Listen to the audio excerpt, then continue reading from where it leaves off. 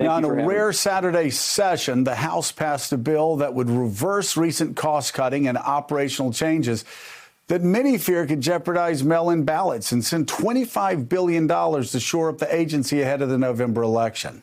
This comes as Postmaster General Louis DeJoy is expected to return to Capitol Hill today to testify before the House Oversight Committee.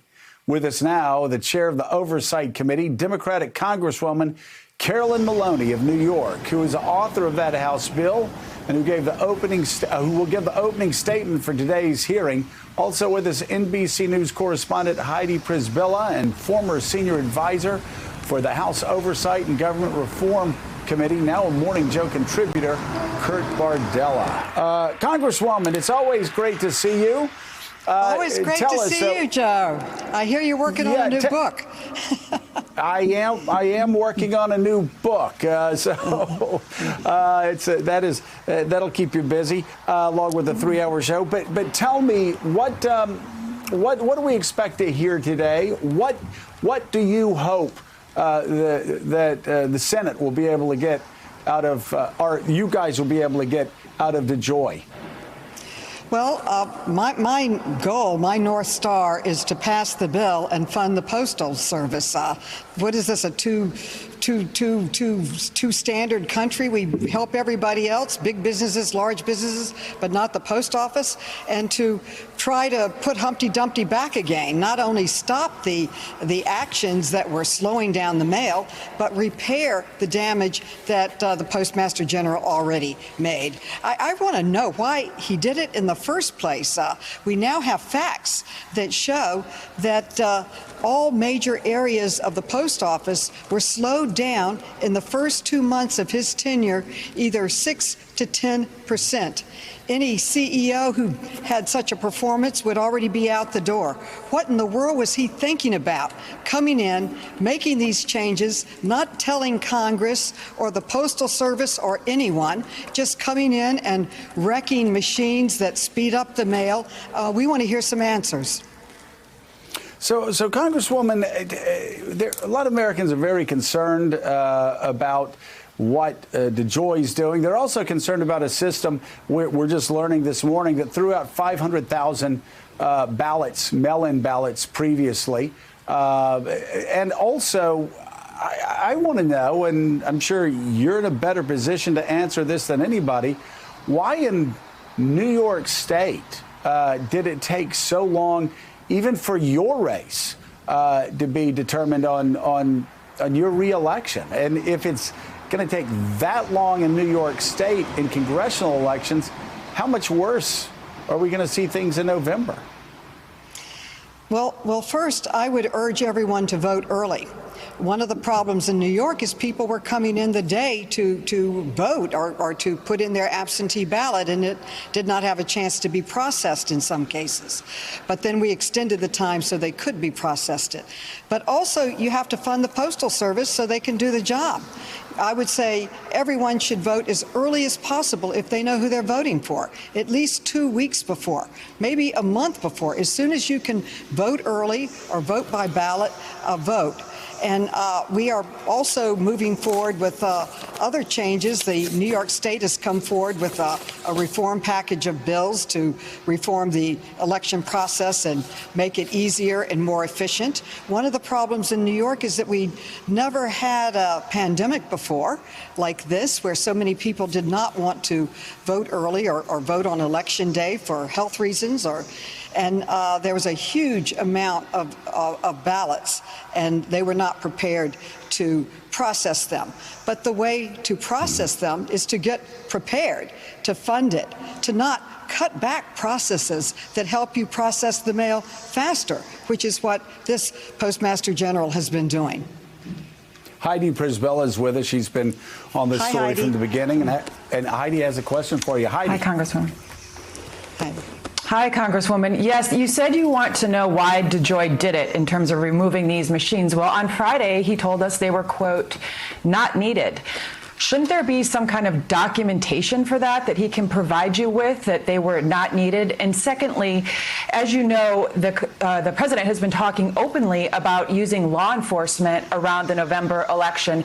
Given that USPS has its own elite police arm, its own law enforcement unit in the Postal Inspection Service, do you have any concerns there? Well, first, Heidi, the postal police do a good job protecting the mail. They'll continue doing a good job. I'm not concerned about that, but I think that that will happen. But his whole changing everything without any documentation, without any proof, is highly unusual, to say the least, if not extremely damaging. And now we have facts, we have proof from the post office professionals that say very clearly that his actions have slowed down the mail. So we want to reverse that, speed up the mail. He says it slows, that these machines are not needed. The professionals who work in the post office every day are alarmed. They say it is needed. They want them back. They want new ones if they can get them, or the other ones replaced if they can find them. They've thrown some of them away, but some are in closets or just unplugged. Let's try to get the post office working so that we can handle this new large amount of mail-in ballots that will be coming in for the November election. The bottom line is you don't come in with major changes that slow down the mail in the middle of a pandemic and right before a major election. You don't do that. So that's what my bill did. That stopped it. Now, the president said that he would support, at first he said he wouldn't support the money for the post office, but he would support a standalone bill. Well, we have given him a standalone bill. We have passed it with significant Republican support in the House. It's now in the Senate, and I hope the Senate acts quickly for the American people.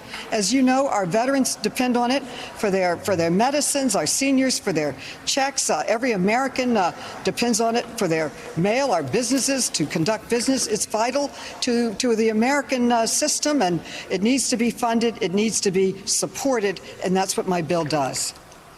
It's interesting. A lot and of the Congresswoman, he's going to fight you on these changes, though. Pardon me? I'm sorry, ahead, just Heidi. one follow-up. Shouldn't he have to document these changes and why they were needed? He's telling us that these changes, or that these machines are not needed. Shouldn't he have to provide you with documentation to prove that? Yeah. Heidi, absolutely. We have sent him numerous letters, including one that was 10 pages long that I'm going to send to you, both from the leadership and major committees that were involved in the Postal Service. And we sent him asking for the documentation, asking him for information and facts. The only facts we've gotten are from the professionals at the Postal Service that showed us that his actions have slowed down the mail an astonishingly 6 to 10% in every major category. That's an undisputed fact. Fact speaks for themselves. What he did harmed the delivery of mail to the American people. We hope he will deliver this information. We've asked for it. The Senate asked for it. I'll ask for it again today. And I'm very disturbed, Heidi. I truly do not believe that the Postmaster General should be a political appointee. And he was a mega donor to President Trump and to the Republican Party. He has no experience in the post office. He's already under an IG, an Inspector General's investigation for possible conflicts of interest in his financial dealings with competitors of the post office. Most Postmasters General believe in the post office and want the post office to succeed. They're not investing in their competitors. Thanks for checking out MSNBC on YouTube, and make sure you subscribe to stay up to date on the day's biggest stories. And you can click on any of the videos around us to watch more from Morning Joe and MSNBC. Thanks so much for watching.